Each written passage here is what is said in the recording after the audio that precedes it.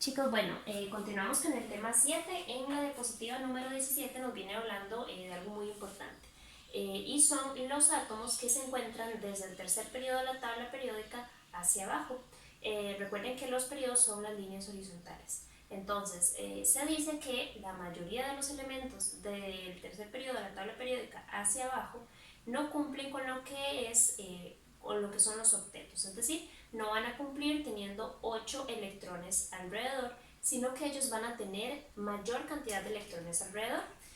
Acá tenemos unos ejemplos porque estas estructuras también nosotros los vamos a dibujar y de hecho nos vamos a dar cuenta. Entonces voy a ir haciendo las estructuras de Lewis paso a paso para cada una de ellas para que ustedes aprendan a identificar cuándo es que tenemos más de 8 electrones alrededor. Bueno, entonces de eso nos viene hablando más o menos lo que es la diapositiva número 17. En la diapositiva 18 y en la diapositiva 19 nos dice, ok, vamos a tener átomos centrales que alrededor van a tener 5 enlaces o 6 enlaces, ¿ok?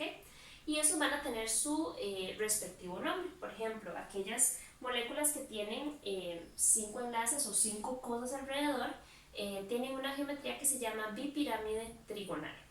Y su nombre va a ir variando dependiendo si tiene electrones libres o no. Recordemos que si tiene 5 enlaces en torno al átomo central, entonces se va a llamar bipirámide trigonal, y si esos 5 enlaces están enlazados se llama bipirámide trigonal, bipirámide trigonal. Y los nombres van a ir cambiando dependiendo si los 5 dominios que tiene alrededor varían de enlaces o electrones libres.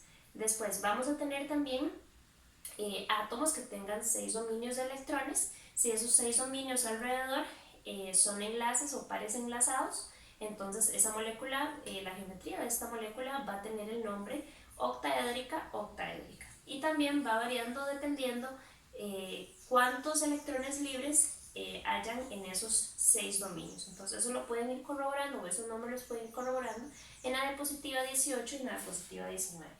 Entonces, en la diapositiva número 20 ya tenemos específicamente los ejemplos. Entonces, ¿qué es lo que vamos a hacer? Bueno, tenemos 4 ejemplos, A, B, C y D, y voy a empezar con el ejemplo A, que es el trifluoruro de cloro. Vamos en el primer paso a identificar, y esto lo voy a hacer un poco más rápido, identificar los átomos que hay alrededor, o que hay más bien en esta molécula. Tiene un cloro y 3 de flúor. Todos ellos pertenecen al grupo 7A de la tabla periódica, por lo tanto todos ellos van a tener 7 electrones de valencia. Para un total de ¿cuántos electrones de valencia? Entonces 28 electrones, ¿ok?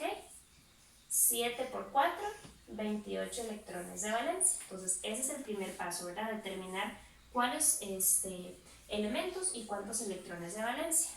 Y ya me abre el paso 2, que es sumarlos, ¿verdad? Ahora el paso 3, al dibujar estructuras de Lewis, recuérdenlo bien, es comenzar a dibujar la estructura y dibujar alrededor los elementos que están formando a dicho compuesto. Entonces vamos a iniciar como siempre, tratando de completar octeto. Al flúor aquí le faltarían 6 electrones alrededor porque ya tiene un enlace con 2 electrones. Y vamos a hacer lo mismo para cada uno de los flúor, para que cada flúor complete octeto. Para que el cloruro complete octeto, ya tiene 3 enlaces y entonces le faltan 2 electrones porque cada enlace tiene 2 electrones. Si hacemos un conteo total de electrones, vamos a tener 18, 19, 20 no enlazantes, 21, 22, 23, 24, 25, 26 electrones. Aquí tenemos un caso distinto con respecto a los otros compuestos. Recuerden que a veces en este paso, cuando nosotros comenzamos a dibujar, nos daba una cantidad de electrones mayor que la que teníamos en el paso anterior. En este caso, cuando las moléculas tienen las capas de valencia extendidas, el número de electrones cuando dibujamos los octetos nos da menor. Entonces, ¿qué hacemos? Aquí tenemos 26 electrones, pero nos tienen que dar 28. Entonces, la única diferencia que vamos a hacer acá, ok, nos dimos cuenta que entonces esta es incorrecta porque no nos dio un número de electrones de del paso 2 no nos dio el mismo número. Entonces, ¿qué es lo que hacemos para suplir este déficit de 2 electrones? Ok, simplemente dibujar más electrones. Entonces, ¿cómo hago eso? Bueno, de nuevo flúor, flúor, flúor, ok, dibujo de igual manera 6 electrones alrededor de cada flúor para que el flúor cumpla octeto, pero al cloro le vamos a dibujar los 2 electrones que ya tenían y 2 electrones que hacen falta. Entonces, si hacemos el conteo ahora, pares no enlazantes tenemos 18, 19, 20, 21, 22, más 6 electrones que corresponden a los pares enlazantes o a los enlaces sencillos. Por lo tanto, tenemos un total de 28 electrones. Ahora, esta estructura de Lewis es la correcta. Entonces, en este caso tenemos un cloro con los 3 flúor alrededor, completando cada flúor su respectivo octeto, pero al cloro ven que le faltaban 2 electrones, se los dibujamos. Entonces, los acomodamos un poco más separados entre sí, porque recuerden que los electrones, pues ellos tratan de repelerse. Entonces, ahora sí, este sería el dibujo correcto de la estructura de Lewis. Lo tienen que hacer en el próximo parcial, por supuesto que sí. Ahora vamos a nombrar a esta estructura contando la cantidad de dominios. Entonces, recuerden que cada par de electrones o cada cosa que tengo alrededor cuenta como un dominio. Entonces, acabo de hacer el conteo de dominios: 1, 2, 3, 4, 5. Ok, por lo tanto, el nombre de la geometría, entonces por lo tanto, el nombre de la geometría, ¿cuál sería?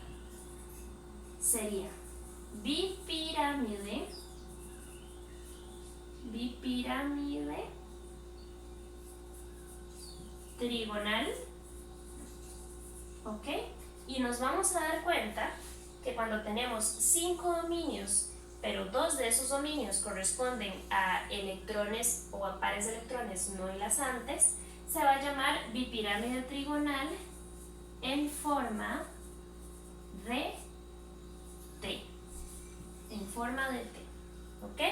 Entonces, si nosotros tenemos 5 enlaces alrededor y quitamos 2 pares, nos va a quedar una forma de T dispuesta tridimensionalmente. Entonces recuerden, el primer nombre se debe a la cantidad de dominios y el segundo nombre a la forma que tiene esta molécula en el espacio. ¿Ok? Y ahora sí, vamos a continuar con el segundo.